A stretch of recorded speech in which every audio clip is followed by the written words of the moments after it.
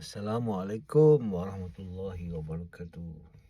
Okey, kita dah masuk hari ni dah 2 bulan Mac 2026 dan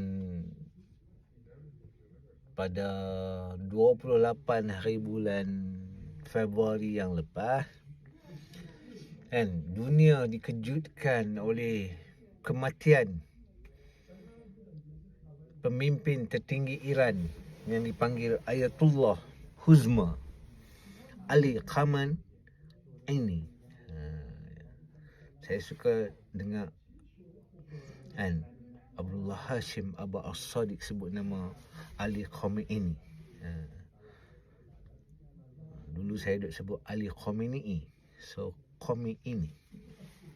So bila hujah Allah menyebut sesuatu, nama dia mesti ada sebab. Dan ayat-ayat Quran, kalau anda mendengar ceramah-ceramah daripada Abba As-Sadiq dan apa yang dia sebut, contoh dia a'udzubillahi minasyaitonir la'inir rajim. So itu ayat-ayat untuk melaknat syaitan. Kadang-kadang dia baca bismillah al-wahid al-qahhar. So kalau anda baca dalam kitab monotheism, ianya khusus untuk para khalifah Allah al-Mahdi, bismillah al-wahid al-qahhar. Kalau untuk Muhammad dan Ali, bismillah ar-Rahman ar-Rahim. So ini ilmu-ilmu yang kita baru diperkenalkan. Kita unlock ilmu-ilmu baru. Dan dengan matinya, dulu saya dalam Syiah, saya memang bertaklid. Taklid pun taklid ikut lah. Taklid agama nenek moyang jugalah. Taklid sebab dengar cakap ustaz-ustaz, talabeh-talabeh, dan kira majoriti masyarakat Malaysia yang berfahaman Syiah Imamiyah bertaklid kepada Ali Khamenei. So jadi tempat panutan, taklid. So dia menghalalkan dan mengharamkan sesuatu. Masa tu kita baru jumpa Ahlul Bait dan pergi Hauzah. So kuatlah kat Hauzah. Pengalaman saya pergi Hauzah bermula di Hauzah Ummu Abiha Kelang dengan Ustaz Rahizat. Pergi dengar syarahan, ada majlis-majlis Asyura, majlis Wiladah, makan kambing kat sana. Terima kasih. So kita minum ayak babican, bir non halal. Kita minum Astak, ada produk dari Iran. Lepas tu bila dah duduk dalam Hauzah, dah jumpa komuniti kat sana, kenal saudara Kashfullah dan saudara-saudara yang lain lah. Dekat ni, dekat Hauzah tu.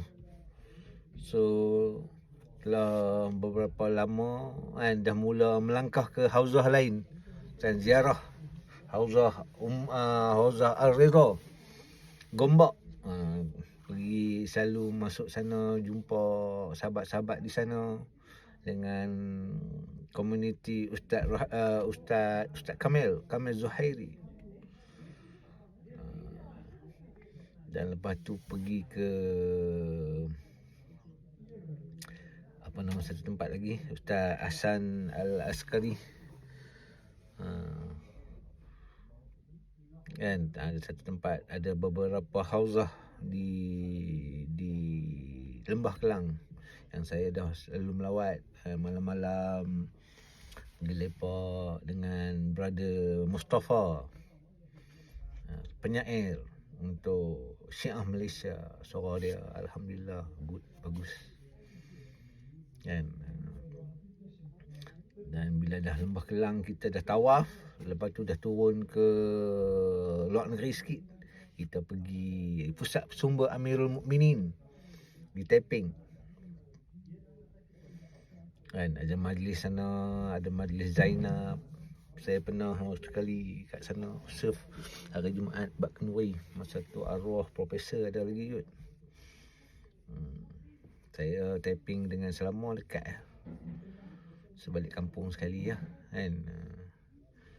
Pergi jumpa jemaah sana.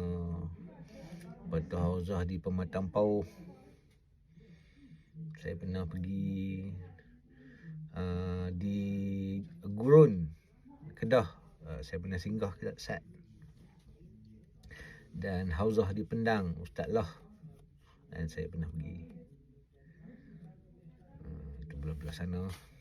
Lama juga lah kan, daripada tahun 2007, 2008 sampai 2014. 2014. Berapa tahun? Satulah kenal ilmu-ilmu Ahlul Bait. Siapa Ahlul Kisah. Kan? Sampailah seruan 2014. Kan? Imam Ahmad Al-Hasan sampai di Malaysia. Seruan baru dengar 2014. Imam Ahmad Al-Hasan kan muncul 1999. Bayangkan. Berita tu nak sampai ke sana. Dan sekarang ni lagi cepat lah. Kan? Zaman Al-Qaim. Zaman Abdullah Hashim Abbas As-Sadiq. Dia adalah mimbar Mesir. Kan? Yang diucapkan oleh Imam Ali dalam hadis-hadis dia. Mimbar Mesir. Mimbar Mesir ni adalah satu jawatan lagi ni. Kan? Tengok lah. Kan? Kita ada satelit seluruh dunia. Kita boleh pancarkan. Sebab tu kan ada hadis-hadis yang mengatakan mendengar suara dari langit. So anda dengar suara saya ni daripada langit lah. Dari mana? Dari internet. Seruan. Semua orang boleh dengar. Maknanya semua bangsa ada kan. Tuan-tuan tengok sendirilah komuniti Al-Qaim. Apa bangsa yang tak ada lagi? India, Cina, Melayu, Mak Saleh, Negro, dan Korea. Belah-belah negara Arab berapa negara. Iraq, Iran, seluruh dunia sekarang mendengar suara daripada langit, seruan. Itu saya kata kan, ini seruan adalah seruan untuk orang-orang yang baik. Bukan orang baik saja, yang betul-betul ikhlas. Dia betul-betul ikhlas. Ikhlas ni kalau kefahaman saya, kita buat sesuatu benda tu kita tak mengharapkan apa-apa. Kita tolong orang tu kita tak harapkan apa-apa. Atau musuh kita sendiri pun dulu dia pernah buat tahana macam-macam kat kita pun, kalau dia kesusahan dia minta tolong, kita tolong lah. Itu ikhlas. Macam Tuhan tunjukkan ilmu ikhlas tu kan pada mak bapak kita. Tengok macam mana pun kita buat, apa pun yang terjadi atas dunia ni, semua orang membenci anak dia, last sekali kan mereka tetap mempertahankan anak mereka. Keikhlasan yang Tuhan turunkan sifat dia sikit pada mak dengan ayah kita. Satu dunia ni bayangkan majoriti semua kafir pada Muhammad dan keluarga Muhammad. Dan tapi Tuhan tetap bagi makan. Tuhan tetap bagi rezeki. So, benda-benda ni keikhlasan. Seruan ni untuk orang yang baik, orang-orang yang benar-benar. Kan? Orang yang benar-benar baik dan ikhlas. Dan bila jumpa Muhammad dan keluarga Muhammad ni, kecintaan dia memang lebih. Jam ke berapa? Saya ada kerja sikit lagi. Jam ke berapa sekarang? Saya tengok jam. Tengok jam.